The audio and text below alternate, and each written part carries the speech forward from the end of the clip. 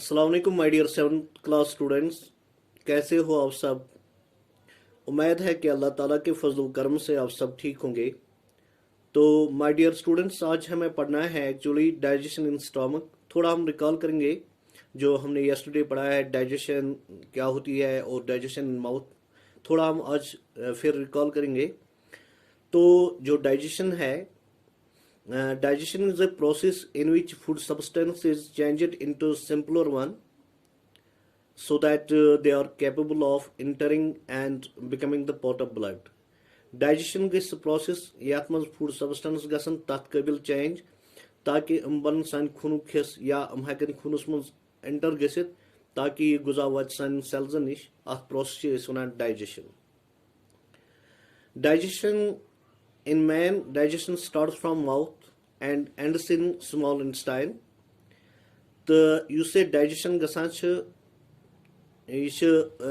पे स्टार्ट गसान तो small intestine म्यादस मज स्मॉल इंटेस्टाइन पत म्याद पत स्मॉल इंटेस्टाइनस मज पत ये digestion process complete गसान.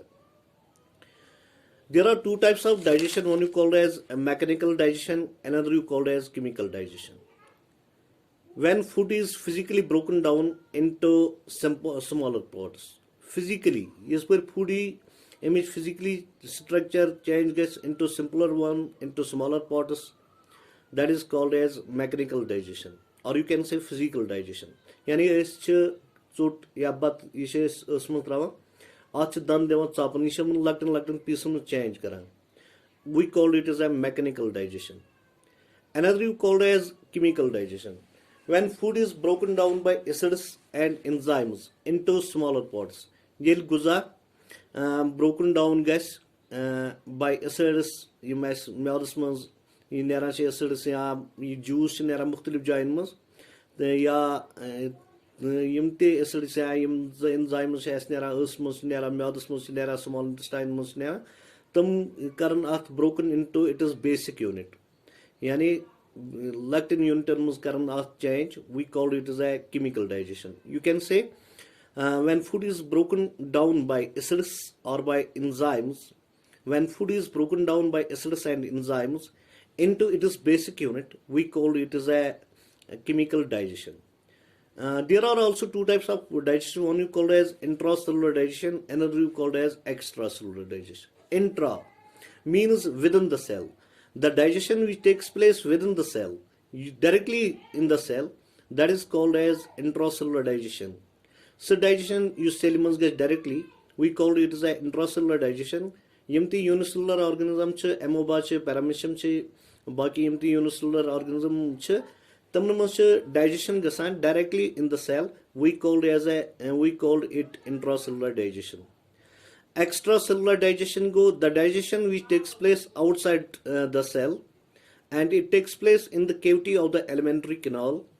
So digestion use outside cell must get, extra means outside the cell. It takes place in the cavity of the alimentary canal. We call it as a extracellular digestion. It takes place in multicellular organisms. This type of digestion takes place in multicellular organisms. Empath purpose use digestion stored gasan from the mouth. In the mouth there are two sets of teeth, and there is also tongue, and there are also glands present in the mouth. We call salivary glands.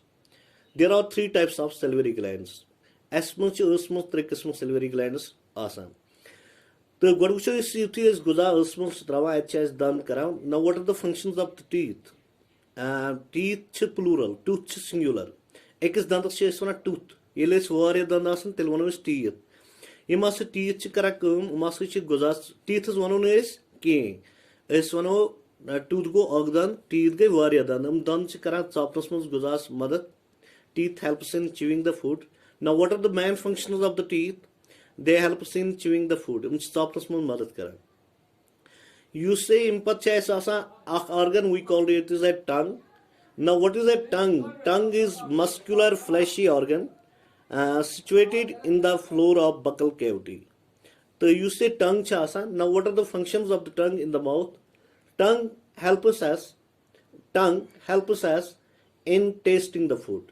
کیازِ کہِ زٮ۪و چھِ اَسہِ اَمہِ سۭتۍ چھِ أسۍ مَزٕ وٕچھان تۄہہِ چھُو وَنان چایہِ وٕچھ سۭتۍ نوٗن أسۍ چھا وٕچھان نستہِ سۭتۍ کِنہٕ زیٚوِ سۭتۍ أسۍ چھِ وٕچھان زیٚوِ سۭتۍ کانٛہہ چیٖز چھُ ژوٚک لگان اَسہِ چھا سُہ نستہِ سۭتۍ لگان کِنہٕ ٲسہٕ سۭتۍ باے اَور ٹنٛگ یُس یہِ اَسہِ زٮ۪و چھُ آسان now what are the functions of the tongue tongue helps in tasting tongue helps in swallowing the food بَتہٕ بۄن والنَس منٛز اگر تُہۍ وٕچھو نا تُہۍ ترٲیِو تُہۍ کانٛہہ ژوٚٹ یا بَتہٕ پَتہٕ رٔٹِو تُہۍ زٮ۪و زیٚیہِ کٔرِو تُہۍ تھپھ تُہۍ ہیٚکوا بَتہٕ بۄن وٲلِتھ نہ tongue helps in swallowing the food number تھٲڈ tongue helps us in cleaning the teeth تۄہہِ آسہِ وٕچھُن عام داتَس منٛز یا کانٛہہ چھُ آسان تۄہہِ چھُ وٕچھمُت کہِ ییٚلہِ بَتہٕ چھِ کھٮ۪وان پَتہٕ چھِ تِم کران یِتھ پٲٹھۍ یِم دَنٛدن منٛز بَتہٕ پھٔلۍ چھِ آسان یِم چھِ بۄن والان تِم گوٚو tongue helps us in cleaning the teeth number تھٲڈ tongue helps us in speaking بولُن اگر أسۍ زٮ۪و کرو یِتھ پٲٹھۍ تھپھ أسۍ ہٮ۪کو بوٗلِتھ نہ گوٚو کہِ گۄڈٕ وٕچھو أسۍ یُس یہِ ٹنٛگ چھِ اَسہِ ٲسس منٛز کیاہ چھِ کران اکھ چھِ اَسہِ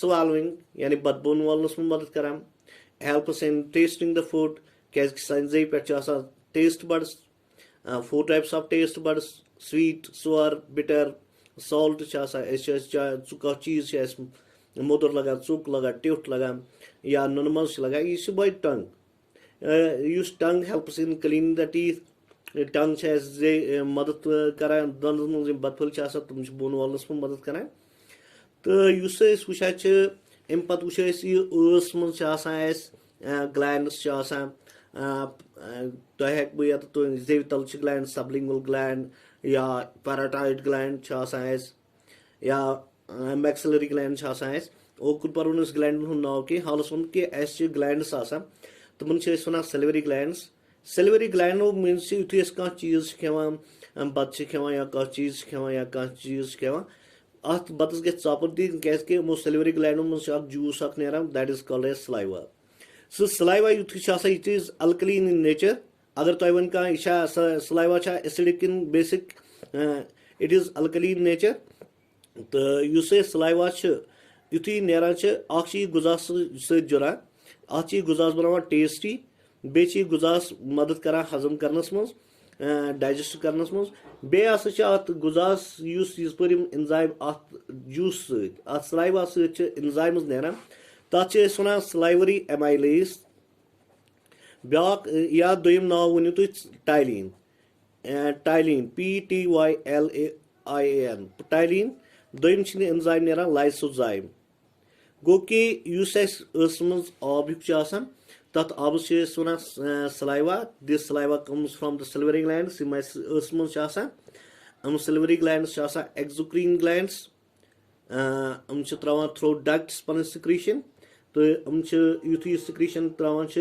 یِم چھِ غذا سۭتۍ جُڑان اَتھ سۭتۍ چھِ اِنزایمٕز آسان وَن یوٗ کالڈ ایز سلایوری ایمایلیز یُس اَسہِ کاربوہایڈریٹ کھیٚیہِ یَتھ منٛز غذاہَس منٛز کاربوہایڈریٹ کھیٚیہِ تَتھ غذاہَس چھِ غذاہَس منٛز سٹارٕچ آسان تَتھ چھِ یہِ بَناوان شُگر تَتہِ چھِ اَتھ ٲسس منٛز چھُنہٕ اَسہِ پروٹیٖن ڈایجیشن گژھان کیٚنٛہہ کیازِ کہِ اَتہِ چھِنہٕ پروٹیٖن اِنزایم آسان کِہینۍ فیٹ ڈایجیشن چھُنہٕ گژھان کیٚنٛہہ اَتھ منٛز چھُنہٕ اَسہِ فیٹ اِنزایم آسان کیٚنٛہہ مَگر بیاکھ اِنزایم چھُ اَسہِ اَتھ سلایوَس منٛز آسان تَتھ چھِ أسۍ وَنان لایسوزایم اَگر اَتھ کہِ ذٔریعہٕ یا یُس أسۍ کھٮ۪مو تَتھ منٛز آسان یا ٲسس منٛز چھِ آسان اَسہِ ہارمفُل بیکٹیریا تہٕ یہِ لایسوزایم چھِ کران کٲم یہِ لایسوزایم چھِ یِمن ہارمفُل بیکٹیریاہن ختم کران اَمہِ پَتہٕ چھِ یہِ غذا جُڑان اَتھ سۭتۍ چھِ یہِ سلایوا جُڑان اَتھ چھِ یہِ بَناوان ٹیسٹی اَمہِ پَتہٕ چھِ یہِ غذا وَسان یَپٲرۍ پایپہِ کِنۍ اَتھ پایپہِ چھِ أسۍ وَنان فُڈ پایپ یعنی اَمہِ پَتہٕ چھِ یہِ غذا وَسان وَن یوٗ کالڈ ایز سٹامک یعنی یَتھ أسۍ وَنان چھِ میادٕ یِتھُے یہِ غذا ووت میادَس منٛز میادٕ کہِ یُس یہِ ہیٚرِم پورشن چھُ آسان کہِ یُس یہِ ہیٚرِم پورشن چھُ آسان اَتھ چھِ أسۍ وَنان کاڈِک پورشن تہٕ یُس یہِ باڈی چھِ آسان منٛزٕ باگ یُس باڈی چھِ آسان اَتھ چھِ أسۍ وَنان فنڈِک پورشن یُس اِنٹسٹاین کُن چھُ یہِ حِصہٕ وَسان اَتھ چھِ أسۍ وَنان پایلورِک پورشن گوٚو کہِ سٲنِس میادَس چھِ آسان 3 حِصہٕ یِتھُے غذا ووت میادَس منٛز اَتھ میادَس منٛز چھِ یِم سیلٕز آسان اوکزینیٹِک سیلٕز چھِ آسان یا گوبلِٹ سیلٕز چھِ آسان اوکزینیٹِک سیلٕز چھِ کران کٲم یِم چھِ کران یَتھ أسۍ وَنان دوٚیِم ناو پیراٹایل سیلٕز یِمو منٛز چھِ نیران رِلیٖز HCl چھِ نیران بیٚیہِ چھِ نیران اِنزایمٕز چھِ نیران تہٕ یِم اِنزایمٕز چھِ آسان اِن ایکٹِو اَتھ میادَس منٛز چھِ اَسہِ زیادٕ پَہن 2 اِنزایم نیران اکھ چھِ نیران پیپسِن تہٕ رِنِن اِن د پیپسِن چھِ آسان اِن ایکٹِو فارمن پیپسِنوجِن تہٕ رِنِن چھِ آسان اِن ایکٹِو فارمن رِنِنوجِن تہٕ بیٚیہِ چھِ نیران small amount of gastric لایپیز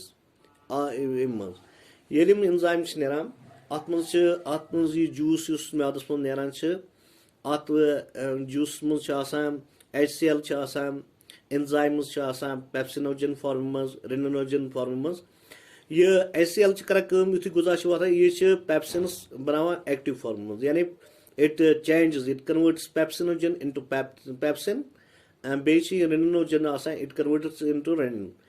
Now use renin enzyme आसान use पर लपड़ बच्चा आसान ये enzyme तमन मज आसान ये इंसान बोड़ गसान ये enzyme खत्म गसान कैस के बच्चन मज ये तवाय आसान कैस के ये renin enzyme आसान ये बत बच्चस दूध तस बनावान म्यादस पे जम दूध it changes milk into curd मगर कैस it is by nature कैस के बच्चन मज गसी enzyme आसन तवाय कैस की इस पर ये कर्ड ये दूधस बनावान ये कर्ड ताकि बच्चस म्यादस पे कह गोबर रोजा कह टाइमस तो पत इंसान बोड़ गसान एंजाइम गसान खत्म ना वट गो कि रेनिनोजन बड़न मज आसान कह रेनिन एंजाइम बड़न मज आसान कह युस पेप्सिन एंजाइम कैस कि तुम वो म्यादस मज सिर्फ कार्बोहाइड्रेट म्यादस मज गसान प्रोटीन डाइजेशन तो मगर मज वो तुम गई सिर्फ कार्बोहाइड्रेट डाइजेशन म्यादस मज गसान प्रोटीन डाइजेशन तो अत एंजाइम नारान तक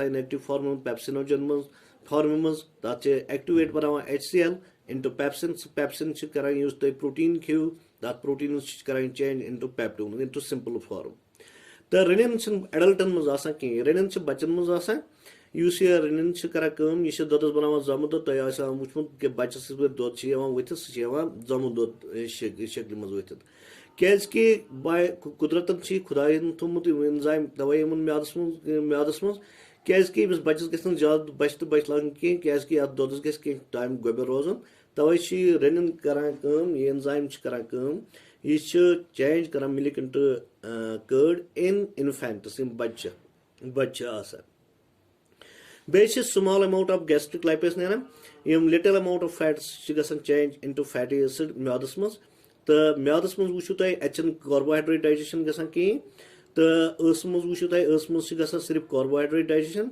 म्यादस मज गसान प्रोटीन डाइजेशन ज्यादा पानस तो अम पत म्यादस मज सेंटरस मज बे सेल्स तमन वन गोबलेट सेल्स करान रिलीज म्यूकस लेयर यह स्टोमक्स बचावान फ्रॉम ऑटो डाइजेशन स्टोमक यूत मस डाइजेशन करनस मज यह करे पन्नस पानस पाने डाइजेशन मगर इस mucus layer goblet cells release कर layer that is called as mucus layer which protects the stomach from auto digestion को ये stomach करे पन्नस पाने डाइजेस्ट मगर ये गोबलेट सेल्स बचाव stomachs यह पर रिलीज कर म्यूकस लेयर तम नश बचा stomach from auto digestion तो अस वो कि stomach यह मस्कुलर बैग अत मज गुजा वातान तो अत नारान फ्रॉम द पैराटाइल सेल्स यम या वनकन ऑक्सैलेटिक सेल्स तम वन तमो मज नारान यम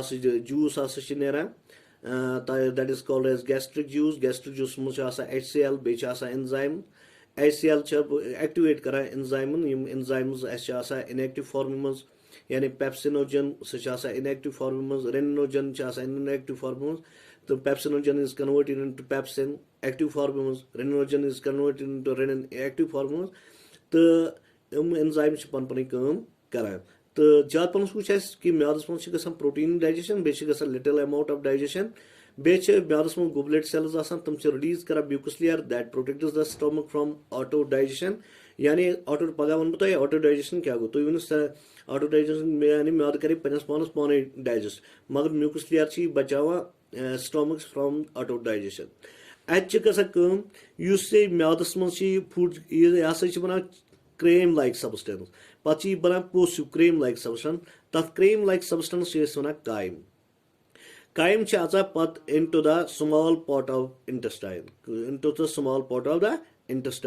तथ वन ड्यूडेनियम सह पो सुबह ड्यूडेनियमस मज क्या गसान यानी इस पर यह म्यादस मज बना क्रेम लाइक सबस्टेंस अत गो डाइजेशन अत बना क्रेम लाइक सबस्टेंस वन अड़ वन कायम वन ये कायम से इंटर गसान first part of small intestine we called it as a duodenum सुबह वुचो डिडेनियम क्या डाइजेशन से गसान तत क्या दलील से गसान now my dear students today you learn what is digestion.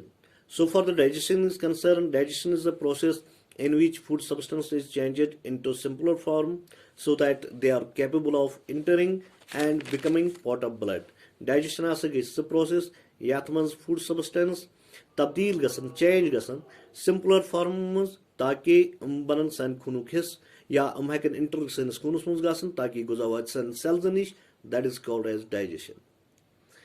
The digestion in man starts from mouth and ends at small intestine. So you say digestion and digestion process there are two types of digestion. One is called as mechanical digestion. When food is physically broken down into smaller parts, the food physically broken down guys lectin hisses we called it as a mechanical digestion. जैसे कि हम chewing करते हैं teeth से chewing यानी food broke down होता है उसको हम बोलते हैं मैकेनिकल डाइजेशन. इसके बाद है chemical digestion when food is broken in down by acids and enzymes into its basic units. ये food gets broken down into its basic forms and storage is changed into sugar, pepsin, proteins is changed into peptones, fats is changed into fatty acids by their enzymes, by special enzymes. प्रत कुन खतर protein खतर च आसा अलग अलग enzyme, carbohydrate खतर च अलग एंजाइम आसा, फैट्स खतर च अलग एंजाइम आसा. तो तम एंजाइम्स करन उन change into their basic units we called it as a chemical digestion. इसके बाद डाइजेशन के जो टू टाइप्स है, one you called as intracellular digestion, another you called as extracellular digestion. The word intra means within the cell. The digestion which directly takes place within the cell, we call it as an intracellular digestion. The digestion which takes place within the cell, we call it as an intracellular digestion.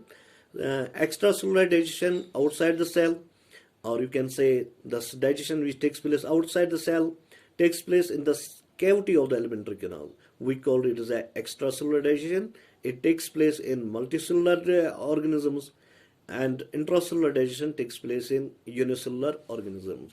But when we talk digestion, क्या गो? ता उसमें क्या शे गसान?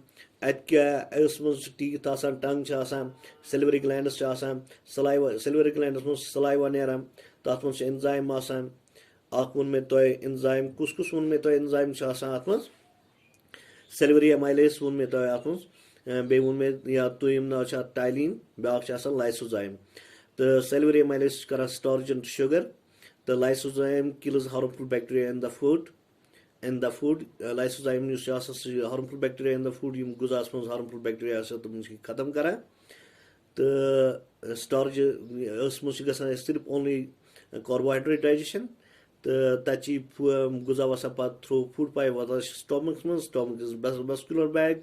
Stomach में शायद glands, gland में नेरा gastric juice में शायद HCl enzymes शायद pepsin changes proteins into peptones. Renin changes milk into curd, but renin is found only in infants. Yes, पर इंसान adult गसान चे renin enzymes कम गसान एमिच utility शन रोज़ां के तो इस गसान naturally पत खत्म. पत उनमें ताई म्यादस में बना food into cream like substance ताचे सोना कायम. So कायम शायद पत into the first part of small intestine we call it as duodenum. Supervised digestion in duodenum. Okay, my dear student, thank you very much.